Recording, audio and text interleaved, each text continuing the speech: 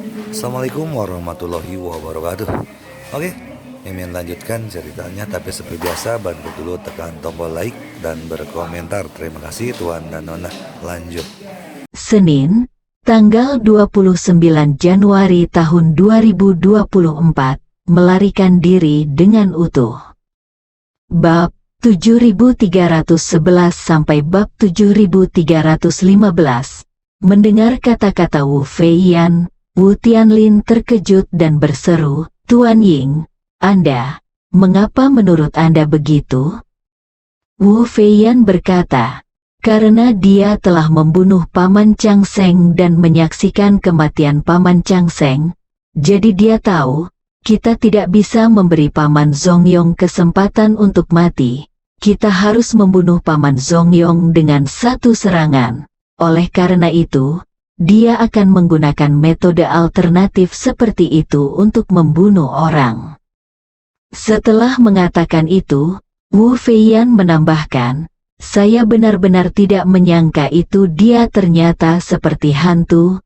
Mereka ada di mana-mana, dan yang tidak saya duga adalah kematian Chang Sengbo tidak menyebabkan banyak kerugian baginya. Tidak lama kemudian, dia membunuh orang saya yang lain." Wu Tianlin bertanya, "Tuan Ying, ada kebakaran di sini belum lama ini. Bukankah ini berarti orang ini juga ada di New York saat ini?" Wu Feiyan mengertakkan gigi dan berkata, "Jika tebakan saya benar, maka situasi saat ini adalah musuh dalam kegelapan dan kita dalam kegelapan. Dia pasti tahu bahwa saya akan datang. Saya pergi ke New York, jadi dia pasti tidak ada di sini sekarang. Selain itu, dia membunuh Chen Zimin dan Paman Zongyong sebelum saya mendarat, diam-diam mengirim si Fang Bao Zuang kembali ke Tiongkok, dan dengan sengaja menyewa pesawat untuk terbang ke Tiongkok atas nama Chen Zimin untuk ikut campur. Dia memahami visi dan ritme waktu saya dengan sangat akurat, yang membuktikan bahwa dia tidak hanya mengetahui bahwa saya datang ke New York, dia sepenuhnya memahami gerakan saya, dan dia sudah mengetahuinya sejak saya berangkat." Wu Tianlin berkata dengan tergesa-gesa, "Tuan Ying, semua anggota kru telah ditangani. Kali ini saya berencana untuk langsung mentransfer beberapa keturunan langsung dari keluarga Wu untuk menjadi awak pesawat khusus Anda." Wu Feiyan berkata, "Karena pihak lain sudah mengetahui keberadaan saya, maka pesawat saya tidak lagi aman. Pergi dan siapkan pesawat baru. Jika Anda siap, Don, jangan datang ke New York. Biarkan pesawat menunggu di Philadelphia." Wu Tianlin bertanya dengan tergesa-gesa, "Tuan, apakah Anda berencana meninggalkan Amerika Serikat?" "Baiklah," Wu Feiyan berkata, "orang itu tidak akan pernah kembali ke New York. Mungkin dia telah meninggalkan Amerika Serikat. Tidak ada gunanya tinggal di sini. Selain itu, saya berada di tempat terbuka, jadi lebih aman untuk pergi sesegera mungkin." Wu Tianlin bertanya, "Bagaimana dengan Rothschild? Bagaimana dengan De keluarga? Bajingan ini menutupi langit di New York dan merusak integritas moral Anda. Mengapa Anda tidak memberi mereka pelajaran?" Wu Feiyan berkata dengan ringan, "Ya, tentu saja saya akan melakukannya. Saya harap saya dapat meluangkan waktu sebelum saya pergi untuk menghancurkanmu secara langsung. Dia penuh dengan orang."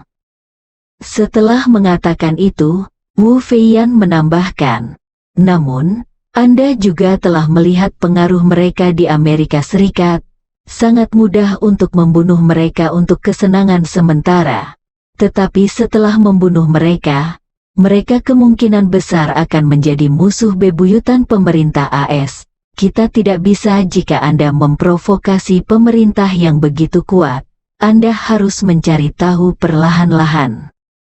Setelah mengatakan itu, Wu Feiyan berkata dengan dingin, Selidiki informasi dari semua anak muda yang akan menikah orang-orang di keluarga Rothschild dan mencoba mengirim beberapa cendekiawan. Wu Tianlin berkata dengan hormat, "Guru, sebagian besar pasangan nikah keluarga Rothschild adalah orang Yahudi. Mereka relatif tradisional, dan mungkin sulit bagi cendekiawan untuk masuk." Wu Feiyan melambaikan tangannya dan berkata, "Biarkan Wu Yongzhen memikirkan cara, aku selama ada hasilnya." Wu Tianlin segera berkata, "Saya mematuhi perintah saya." Ketika Wu Feiyan memutuskan untuk mengirim sarjana itu ke keluarga Rothschild, pesawat khusus Ye Chen telah lepas landas dari Bandara Internasional Burlington, membawanya kembali ke China. Dia tidak tahu apakah Wu Feiyan dapat menemukan petunjuk tentang Chen Zimin dan Zhong Yongbo di New York, tetapi dia tidak khawatir.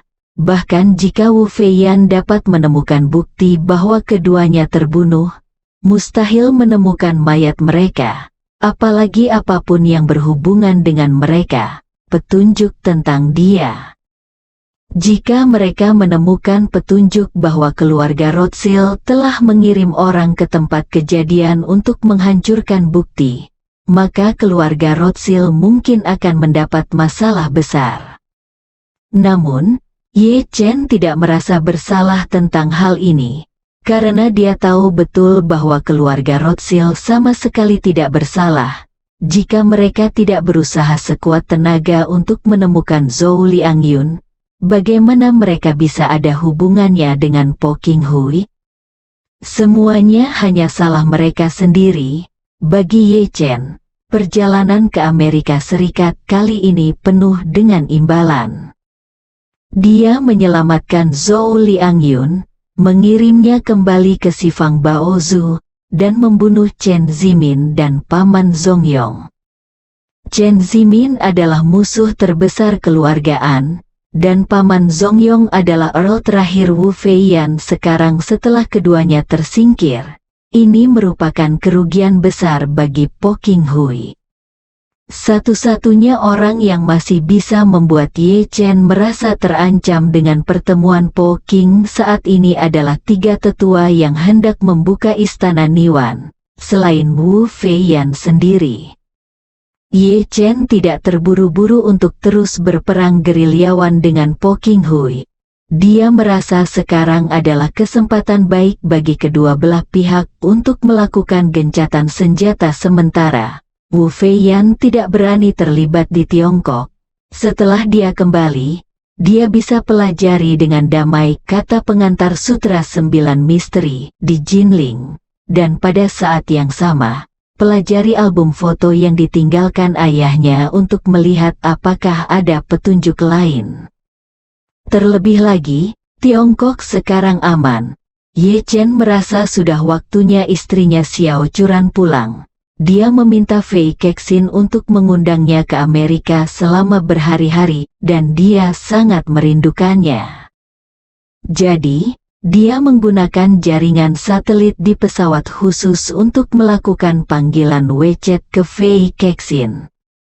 Telepon terhubung, dan suara Fei Kexin terdengar, "Tuan Ye, apakah Anda ada hubungannya dengan saya?" Ye Chen bertanya padanya, "Mas Fei, bagaimana kemajuan proyek Anda sekarang? Kapan Churan dapat mundur secara wajar, pergi?" Fei Kexin berpikir sejenak dan menjawab dengan hormat, "Tuan Ye, Churan memainkan peran yang lebih penting dalam proyek ini. Dia adalah salah satu dari 3 desainer inti, dan proyek ini sangat besar. Jika kita benar-benar menginginkannya lakukan, diperlukan setidaknya setengah tahun untuk menyelesaikan pekerjaan desain awal dan semua serah terima sebelum konstruksi." Ye Chen bertanya, apakah ada cara baginya untuk melarikan diri dengan lancar? Fei Kexin berkata tanpa daya, "Jika saya terjatuh dengan Churan, jika dia membukanya, dia akan bisa kabur dengan lancar. Tapi itu terlalu kejam, membuka seseorang tanpa alasan yang sesuai berarti dia tidak akan berteman di masa depan. Ye Chen berkata, jangan, itu tidak terlalu ekstrim. Kalau tidak dia pasti akan merasa tidak enak di hatinya, ini tidak nyaman. Setelah mengatakan itu, Ye Chen bertanya lagi padanya, berapa investasi Anda dalam proyek ini? Fei Kexin berkata, sekitar 1 miliar dolar AS, saat ini 300 juta telah diinvestasikan. Ye Chen berkata, oke. 10 juta dolar. Saya akan membayar Anda 100 juta dolar. Harap selesaikan beberapa masalah kontrak terlebih dahulu.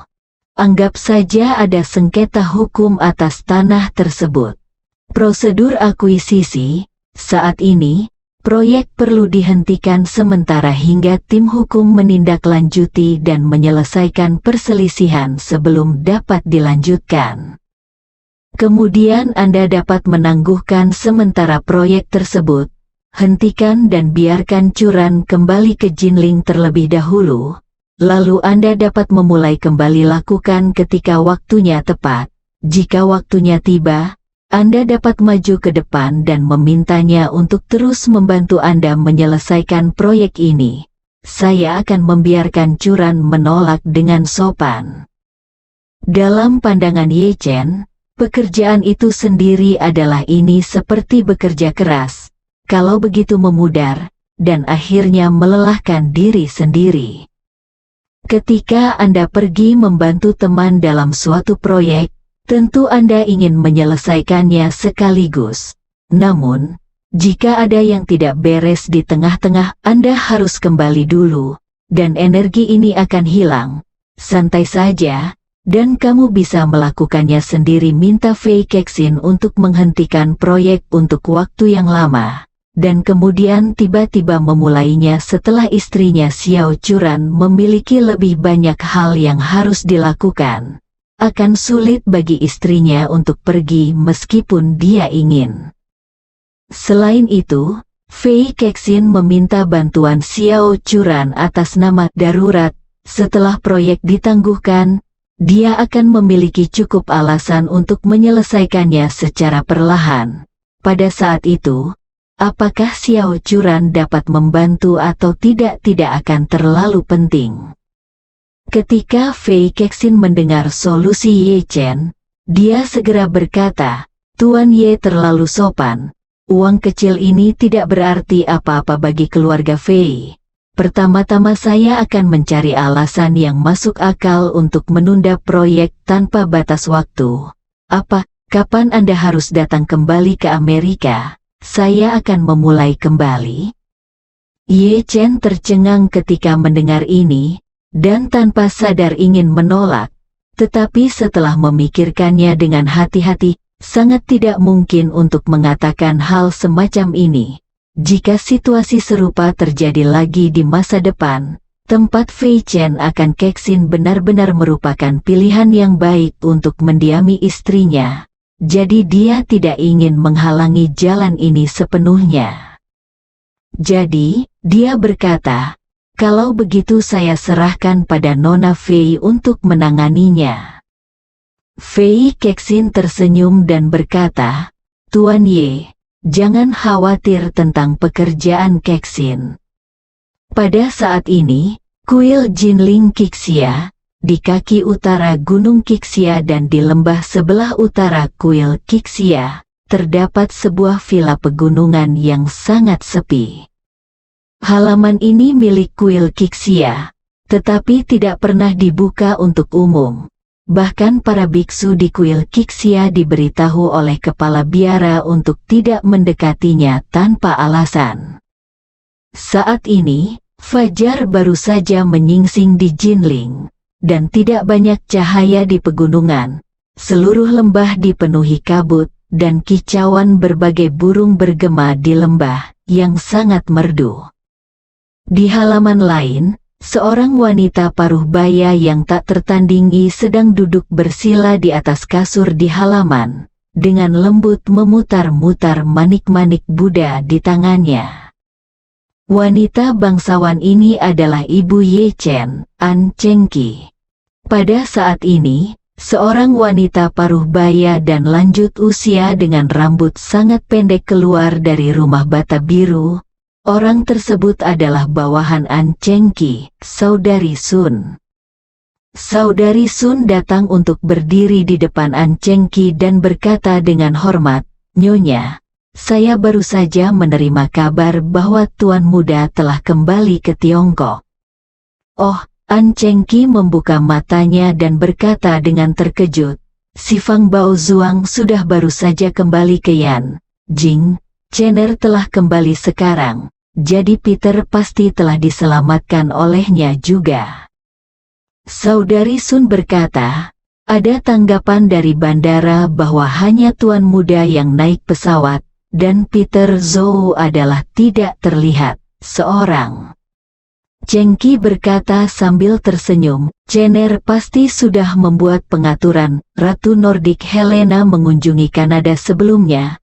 Mungkin Chener yang melakukannya. Peter kemungkinan besar akan meninggalkan Amerika Utara bersamanya." Setelah itu, An Chengqi bertanya lagi, "Di mana Chen Zimin?" "Ya, ada berita?" "Tidak." Saudari Sun menggelengkan kepalanya dan berkata, "Keberadaannya masih belum diketahui." An Chengqi mengangguk dan berkata sambil tersenyum, "Kalau begitu dia pasti sudah mati. Mungkin api itu digunakan oleh Chener untuk menghancurkan tubuh dan menghilangkan jejak." Setelah itu, An Chengqi bertanya padanya, "Kemana Chener terbang kali ini, Jinling atau Yanjing?" Kakak Sun berkata dengan hormat, "Kembalilah ke Nyonya, Tuan Muda terbang langsung ke Yanjing." Seorang Chengqi berkata dengan gembira, "Kalau begitu saya kira dia pergi ke Yanjing untuk menjelaskan situasinya kepada kakeknya. Anak ini sangat jelas tentang benar dan salah." Setelah itu, An Chengqi menghela nafas. Ketika Chener pergi ke Yanjing, dia harus kembali ke Jinling. Ketika dia kembali setelah itu, saya harus lebih berhati-hati, tetapi saya belum menemukan kesempatan untuk melihat Nanako itu belum. Ketika Chener kembali, saya khawatir akan lebih sulit lagi menemukan peluang. Suster Sun berkata dengan malu, "Nyonya, akhir-akhir ini, Nona itu telah berlatih seni bela diri dengan keras di Camp Elises, dan sesekali kembali ke rumah Thomson Yipin. Itu hanya masalah 2 poin dan 1 garis. Bawahannya benar-benar tidak dapat menemukan peluang yang cocok." Seorang Chengqi terdiam sejenak, lalu berkata, "Saya punya sebuah ide. Bisakah itu dilakukan?" "Tidak diketahui. Ayo kita coba." Bersambung.